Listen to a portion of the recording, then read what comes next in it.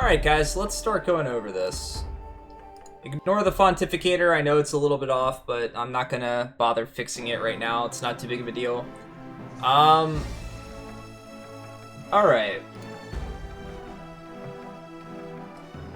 Spoiler free, yeah. There was a couple things spouted off here and there, but nothing that was, really going to ruin the game or anything like that. Spoiler free is more along the lines of me kind of looking stuff up and things like that. So, the music in this, I like some of the tracks quite a bit. Again, this is another situation where you don't get to hear the tracks that I liked all that often. And you got to hear some of the other tracks for very long periods of time, like the battle theme. But some of the themes were pretty good. Some of the dungeon themes were alright, some of the town themes, there was different ones in different towns and things like that. It definitely had a lot of music. I just did not like the tracks that it focused on using and stuff like that. If we're comparing it to, like, again, Final Fantasy coming out 2 years before it, I'd say it left a bit to be desired in that regard. But I think it's the fact that you spend so much time listening to the same tracks that really made me not like the OST that much. But there was probably a few songs from this that I'd take and probably add to a playlist because I like them enough in that regard. So I'm gonna go ahead and give that a 6. I was thinking about giving it a 7, but the repeated soundtrack through different areas and things like that, and the repeated some of the boss fight music and so on and so forth, it just kept getting lower and lower as I played through it. Graphics. The graphics weren't that bad. It was on par with FF7, I guess, when it came to the characters when they're on the world.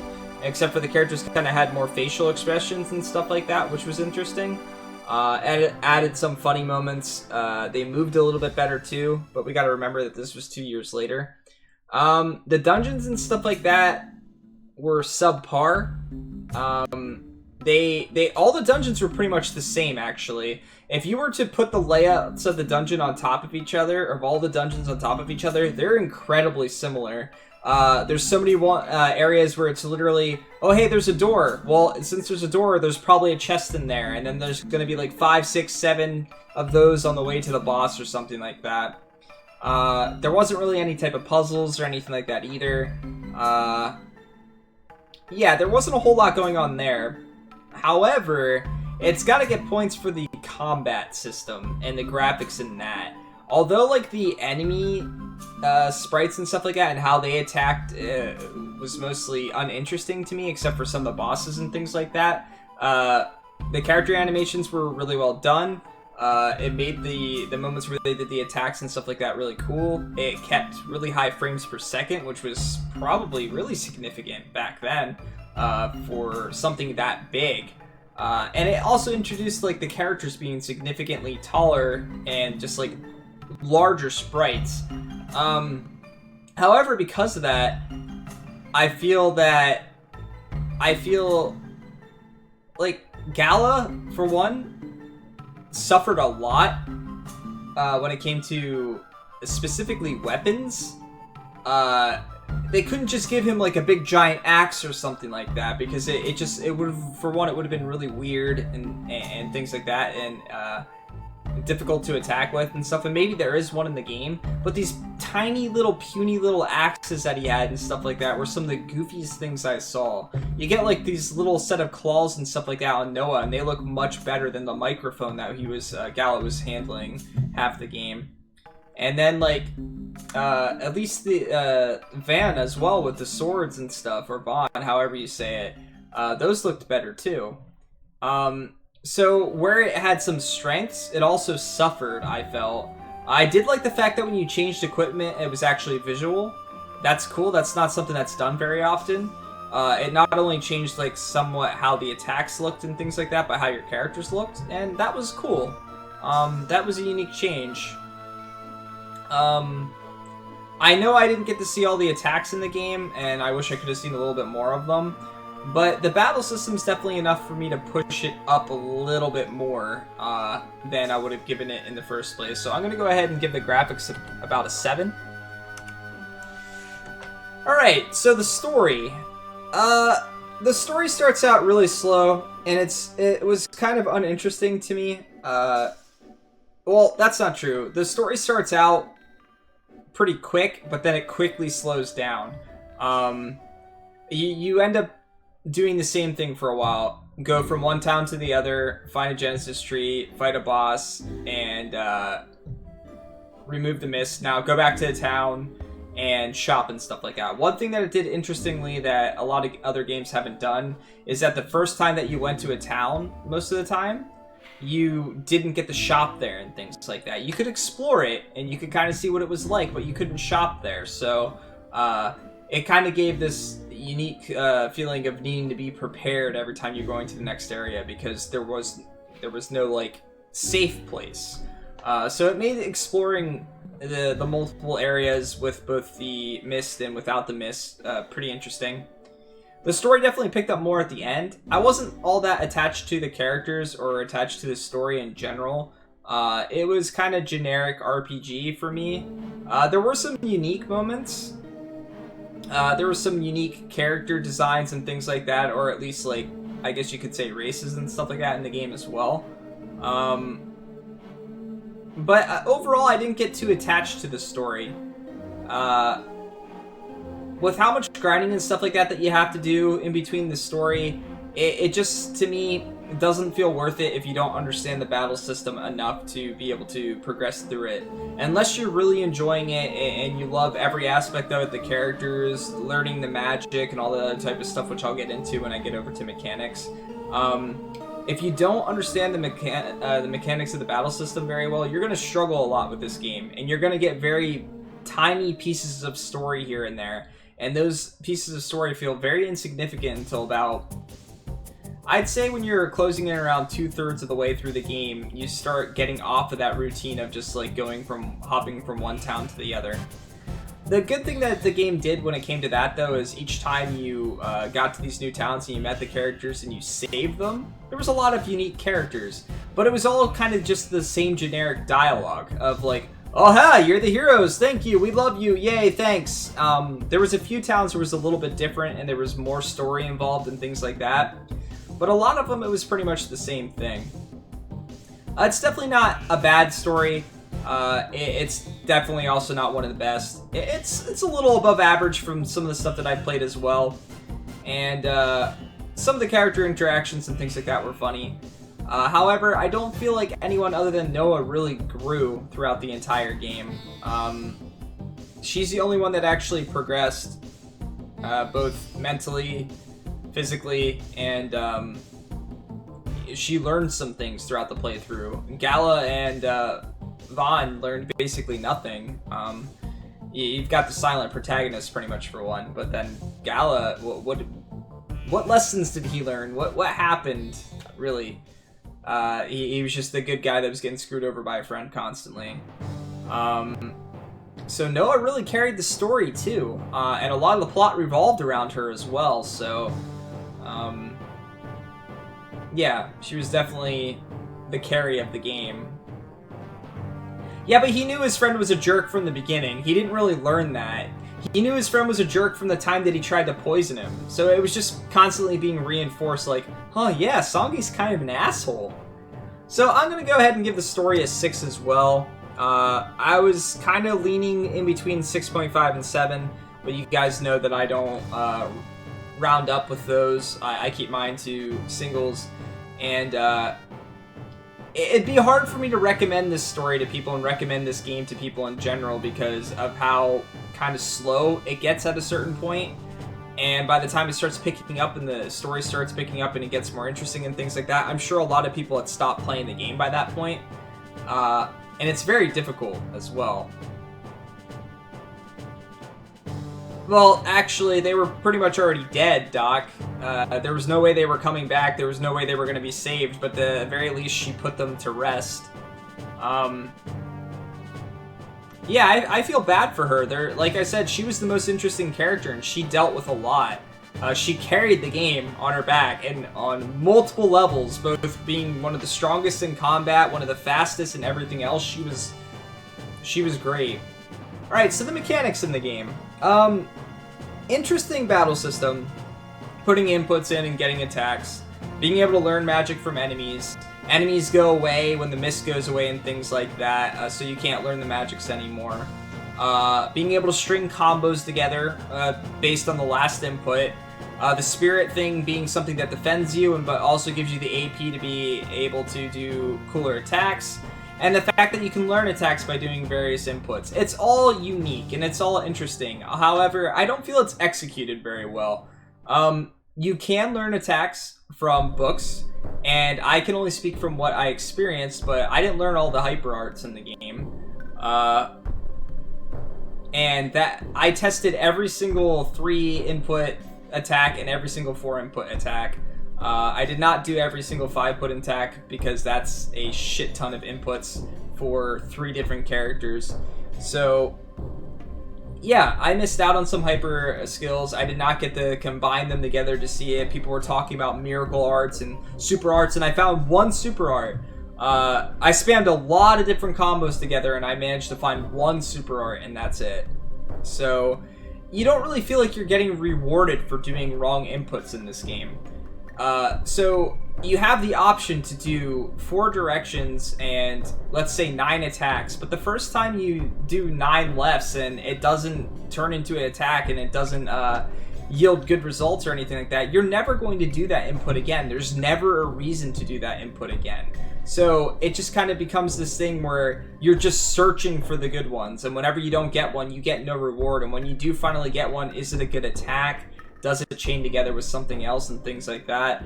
There's always so many unanswered questions when it comes to that type of stuff.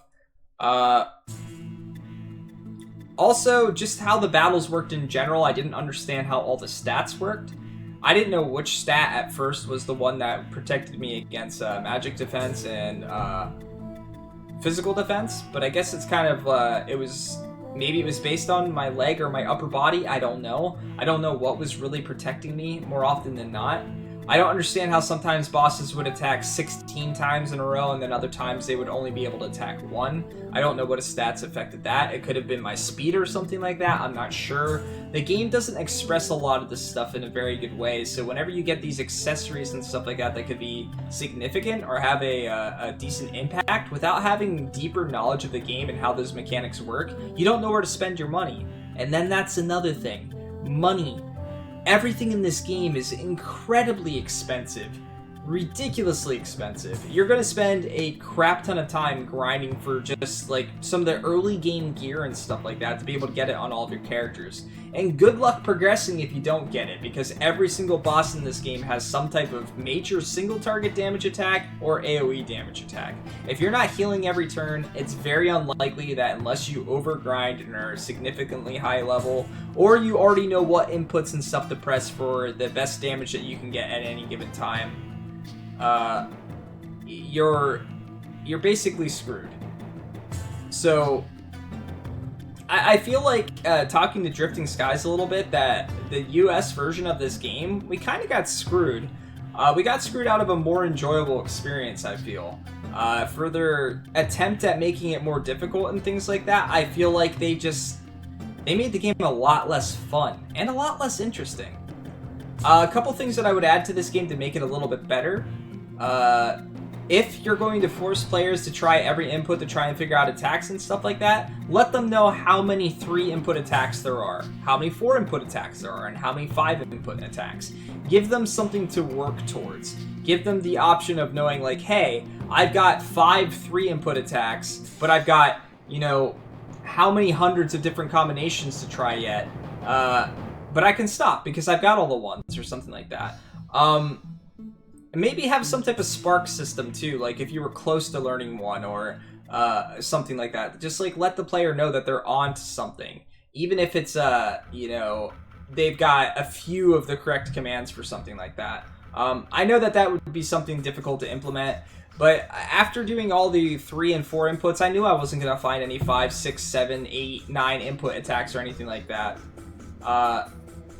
And I was right, I didn't, other than the ones that I got from the books. Even though I spammed auto for a significantly long period of time, I didn't learn any arts from that, and of course it's unlikely, but that's another thing too. The auto feature did not really seem like it was auto. It seemed like it leaned towards using some arts that you already knew, which kind of made it pointless for the random RNG chance of learning a new art. So that was a bit frustrating as well. You have an art search skill to help find those arts, but there's sadly nothing to that effect in this game. Yeah, so I feel like this is another game, another prime example of a game that came out in this era that is much more enjoyable if you have a strategy guide next to you or some type of guide next to you. It doesn't have to be about everything. It doesn't have to be about boss strategies or anything like that, but just giving yourself a little bit more information on how the game system works and stuff like that would make it a much more enjoyable experience and a much shorter experience as well, because you're not going to spend as much time grinding, struggling, and things like that. You can kind of prep. So although I thought that the mechanics were very interesting, I felt like they were poorly executed overall, and it made the game kind of drag at a lot of points for me, and it became what Hope deemed it as, or named it Legend of Legaia. I grinded a crap ton in this game, and not even for experience, for money, just so I could buy equipment so I could take a couple hits. I did grind early on in the game for experience and money, but the levels didn't do anything for me. The levels didn't do enough. I didn't do much more damage. I didn't have much more defense or anything like that. It all came down to my equipment at that point. And I understand, because I had a lack of strong arts that I was using and things like that, that's why I was probably struggling and staying in fights longer than I needed to. But it became a money thing for me at all times. So, yeah. I was kind of excited for a lot of stuff. Yeah, max HP. That was and at least in the earlier levels, the amount of max HP you gain was pretty insignificant, but I'm sure as you, like most games, as you start getting to a point where you're above like that 1,000, 2,000 mark, that it starts increasing a lot quicker. So maybe 5 or 6 levels at the end of the game would have really helped me. So the mechanics are definitely interesting, and they're above average, at least in the regard for being unique and things like that. But again, poorly executed. It would have been interesting to see a little bit more information gave to the player. So I'm going to go ahead and give that a 6 as well. Okay, grinding. This one's a difficult one. I feel like if you're playing through this game without any type of strategy guide, any type of explanation to anything or anything like that, you're going to spend a lot of time grinding. You just are. There's no way around it unless you get really lucky and like take the controller and beat it against your face constantly and manage to get some really cool arts that do lots of damage. If you find out where to buy... well, buy isn't the right term, I guess. If you find out how to get power elixirs, defense elixirs, speed elixirs, and all that type of stuff, if you find out how to do that pretty early in the game, you're going to save yourself a lot of trouble too. If I would have figured out how to do that, I probably could have beaten all the bosses without grinding as much as I did. Because those things... the way they increased your stats was funky. It didn't just seem like... you throw one and then you throw another one and it's just like a tiny bit more of an increase or something like that. It almost seemed like it was multiplying after a while. So, especially with using a lot of power elixirs, you increase your damage so much that you can kill bosses much quicker. I do want to know, Drifting Skies, I'm curious. As for my experience with this game, I spent more time grinding than I actually spent playing the game, I believe. I grinded for like 2-3 hours at the beginning, and then as soon as the Baka Fighter was there and things like that, I grinded at that for at least maybe anywhere from 5 to 8 hours. Vidna Slot Guy? 80 coin. Oh shit, I could have gone back there and used coins. I just assumed that they were the same price. Or not the same price, the same rewards that you could have. Fuck, I completely forgot about that. I should have went back to every town and checked. Yeah, that would have saved me a lot of time. Either way, you gotta grind for coins. This definitely isn't the most grind-heavy game that I've played. Yeah, I could not remember what the rewards were. I tried to play the 3 times I had 30 coins or something like that, and that's it. And I never did slots again after that. Well, that sucks. That would have made my life a lot easier and made this game, some of the bosses at least, a lot easier. Regardless, though, this definitely gets a pretty poor grinding rating, in my opinion. If the prices of items weren't quite as bad, and the battles didn't take quite as long as they do because of having to do all the inputs and then the attack animations and the enemy animations and things like that, it might not have been as bad. But I'm going to go ahead and say that it's not as bad as something like Digimon World 2 was, or as bad as Etrian Odyssey. I'm going to go ahead and give the grinding rating a 4 or 3. I'm going to go with 3. It was pretty low for me. I spent a majority of my time. Elixirs multiply the stat by 1.2. Okay, so it's multiplicative. Okay, that makes sense because I saw the numbers and they were always a little bit off in that regard. They weren't just being added. So overall, I'm going to go ahead and give this game a 6. There were definitely aspects that I enjoyed. It was definitely above average in a lot of aspects as well. But a lot of the stuff just became... It just became really tedious. And it took away from the game for me. I almost feel like watching a speedrun of it, and if I could have still read the story and things like that, I would have probably enjoyed the game more watching it in that regard. As long as it doesn't glitch and skip a whole bunch of type of stuff. I probably would have enjoyed it more in that regard. Alright, let me see what you guys rated the game. And thank you for taking the time to rate it as well. I really appreciate that. Let me do some math here.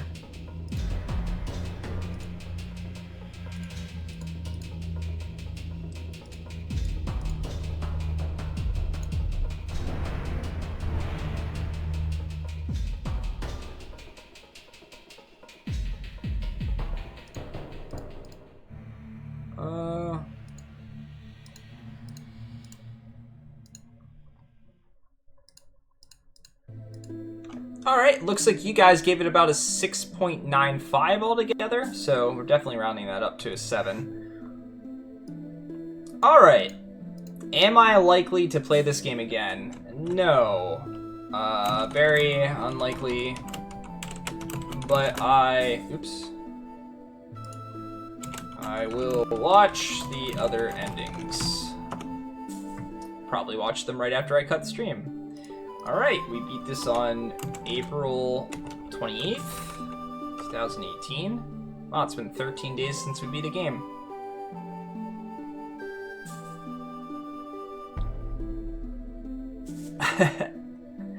Alright, and it took us 47 hours, 51 minutes, and 55 seconds.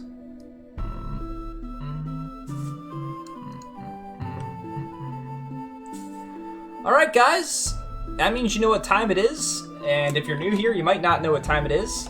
It is Raffle time. All you have to do is type in the word Raffle. If you type in the word Raffle, you're entered for the chance to win and pick the next game that I play.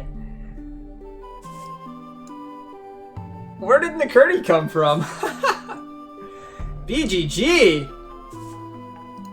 Everyone's coming out of the woodwork. What's up, guys? But yeah, that's how games get picked for the JRPG Tour. We have these raffles. If you win the raffle, you get to pick the next game. It's as simple as that. I know a lot of people like to lurk here and stuff like that, and I definitely am completely okay with that, and I do a lot of lurking myself in streams. But I highly recommend, even if you normally don't type in chat and stuff like that, to potentially take the chance, type in the word raffle, see if you win.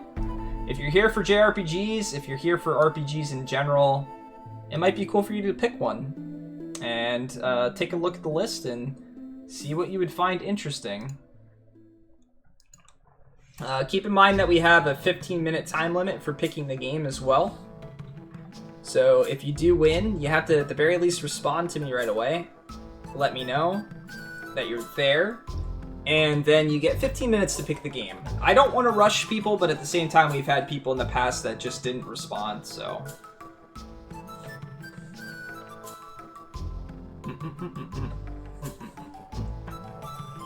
Ugh. I'll give it about another minute yet, and then we will go ahead and do the raffle. And thank you for those of you that stuck around all night. It was a longer stream. We did a bit of grinding here and there. We died the bosses a lot. And then we threw a card at the final boss a couple times.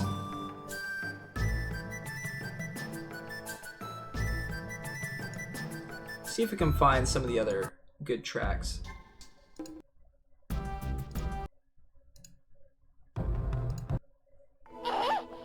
God. Xandok, thank you for the 69 bits, man.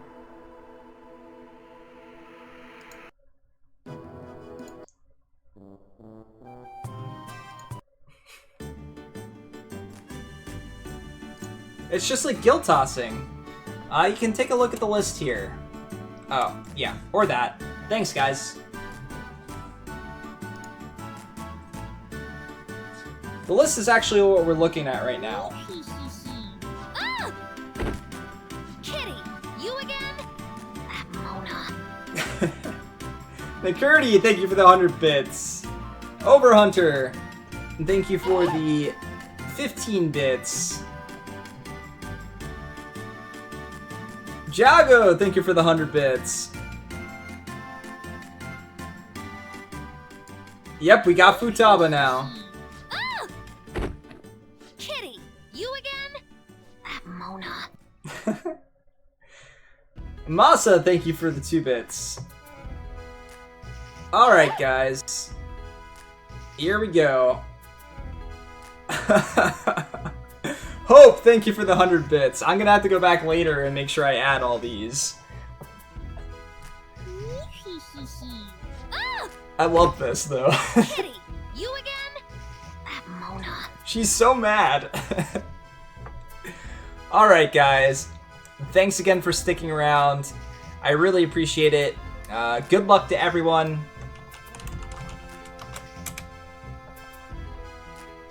Alright. 5, 4, 3, 2, 1.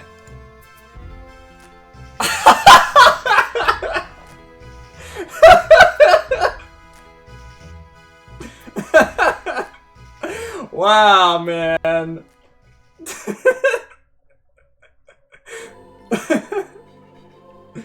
McCurdy, please.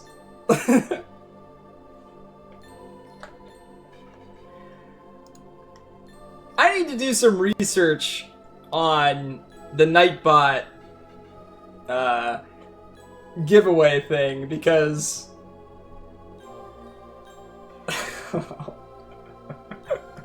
oh man, McCurdy, you've won so many times. Holy shit.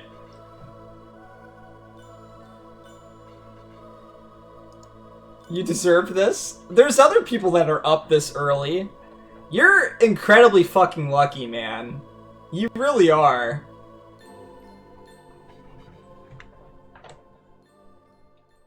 Yeah, how many times has that been now? 1, 2, 3, 4. Well, the first one he didn't technically win a raffle. 5.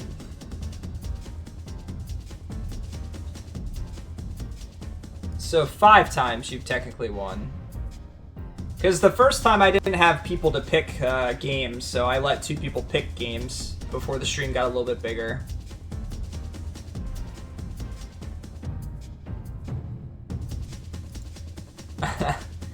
I talked more about restricting wins if it was multiple times in a row. Like, I don't want to... I think having, like, one person pick 3 times in a row is something I want to avoid. But I've kept it completely up to RNG at this point, so it's... everyone has equal chance of winning. Yeah. Everyone's got the exact same chance of winning. No one's weighted differently than anybody else. Is that the same song twice in a row?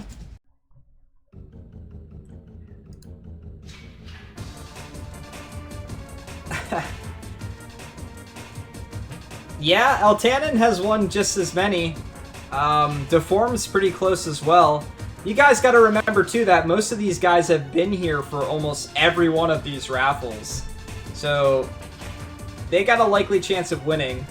I did think that maybe it was gearing towards mods and stuff like that for a while, but both Altanin and Deformed, I mean, I don't know. It's not.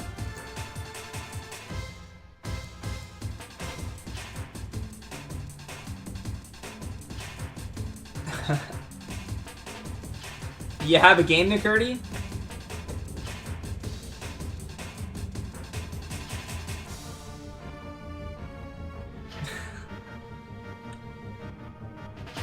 Breath of Fire, too. Oh, man. I've been looking forward to playing that again for a while. First time played, no. I've definitely beaten this game before. Multiple times. And it's the first Breath of Fire for the tour as well. So, for those of you that have not seen a Breath of Fire game before, you'll get to see one. Alright, so that means Breath of Fire 2 will be game 51, and the next game is Atelier Iris Eternal Mana. We'll more than likely get started on that tomorrow. Oh yeah, I guess I shouldn't have done that whole thing. Oh well, I don't care. We'll fix this. Oh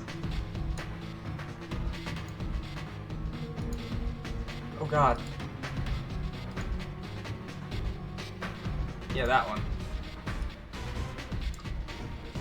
Congratulations, Nikurti. Seriously, dude, I've said this before, I'll say it again. You, Deformed, and Altanin all need to go play the lottery. You seriously do. You guys have incredible luck. I don't know what more to say than that. But anyway, guys, before you go, another thing we do on a day that we finish a game is we try to raid somebody. We try to send the love somewhere else. Maybe introduce you to somebody new that you haven't met. So if you don't mind sticking around a little bit, let's think of a message to raid somebody with. And let's try and keep it to Legend of Legaia. So some type of inside joke or something like that from Legend of Legaia. Yeah, you know what? Legrindia is probably pretty good. Good night, Nikurti. You seriously woke up just for that. I got Ninnies, Ulti, Toucan, Solomon, Dr. Swellman. We got lots of people streaming tonight.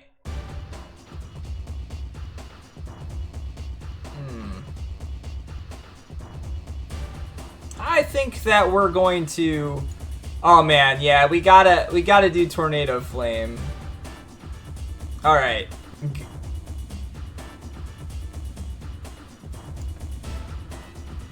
Yeah, the raffle ended. Alright guys, I'm gonna send you over to Ninnies. So we're gonna go ahead and type that. If you guys have not been a part of a raid before, it's basically spamming a message and just trying to take over the person's chat for a little bit, but at the same time introduce him and or her and you guys to someone new. So I'm gonna go ahead and raid Ninnies. So if you guys don't mind spamming some Tornado Flames, I'd really appreciate it. Ninnies is an awesome dude, does lots of different speedruns, really chill guy. Alright guys, spam that. Spam some Tornado Flames.